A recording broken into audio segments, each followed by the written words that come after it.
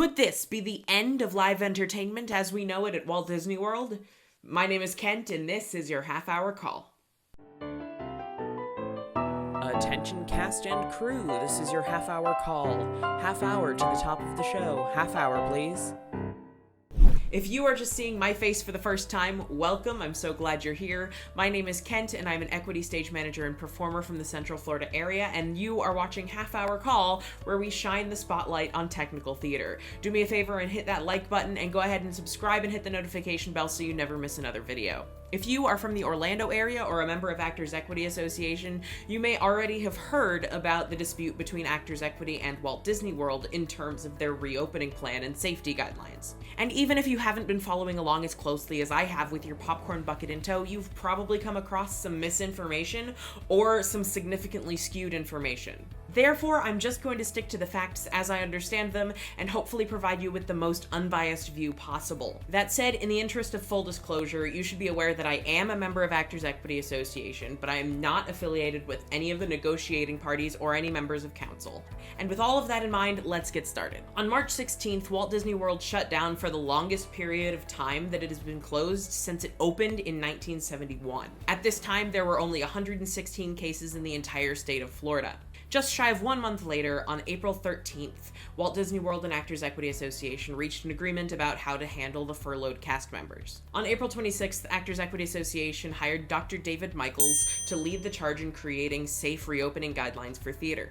For context, Dr. Michaels is an epidemiologist and was the head of OSHA during the Obama administration. Time passes, and with Florida essentially on lockdown, the state does much better than anticipated by any of the folks in Washington, D.C. The CDC released their guidelines for a phased reopening approach, and despite not meeting the threshold to enter Phase 1, Florida entered Phase 1 on May 6th, which allowed theme parks to submit their plans for reopening.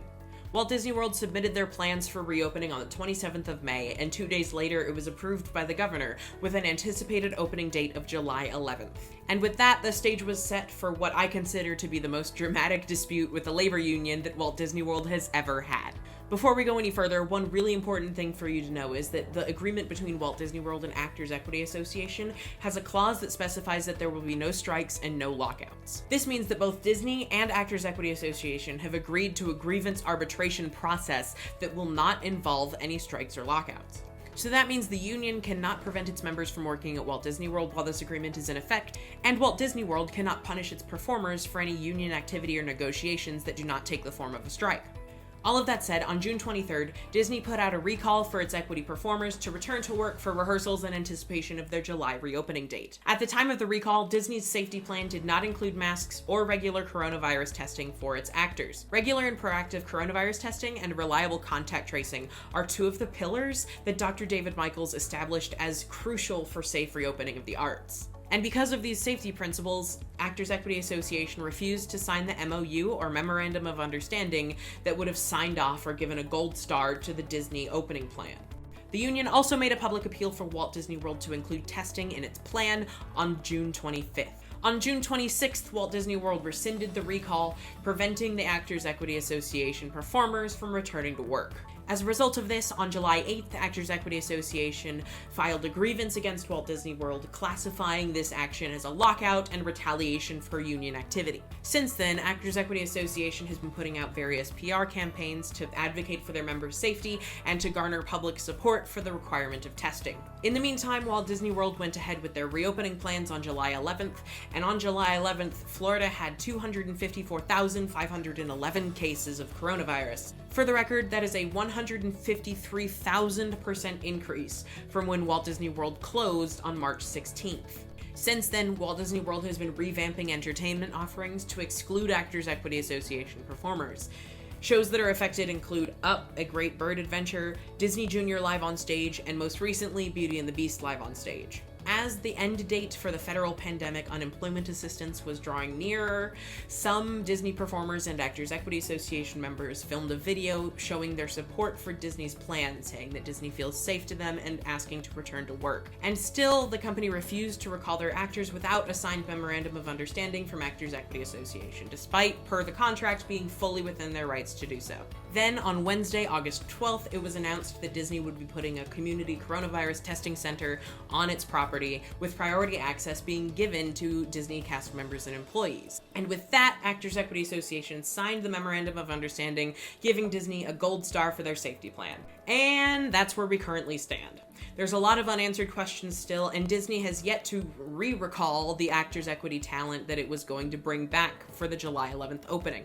But the progress is encouraging, and morale on both sides has gone through the roof. So will Walt Disney World be added to the Actors Equity Association Do Not Work list? I don't think so. It seemed like things are moving in the right direction, and hopefully progress will continue to be made. That said, it is 2020. The gloves are off. Anything can happen at this point. If you've been following this dispute with popcorn in hand like I have, hopefully this video was able to debunk some of the misinformation that I've seen circulating Facebook and other social media. If you've not been following along, hopefully this video still provided some valuable information on the business side of show business and provided some insight on why unions are super important, especially during this time of uncertainty.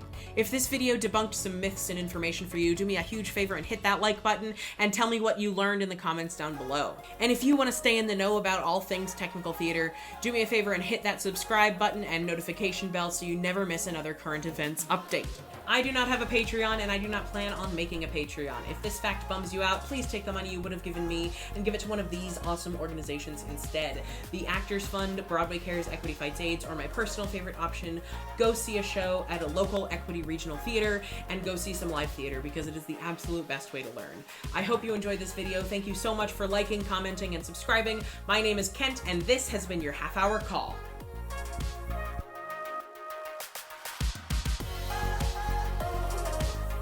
Do you have a question or an idea for a video? If you do, send me an email at askhalfhourcall@gmail.com. That's askhalfhourcall@gmail.com.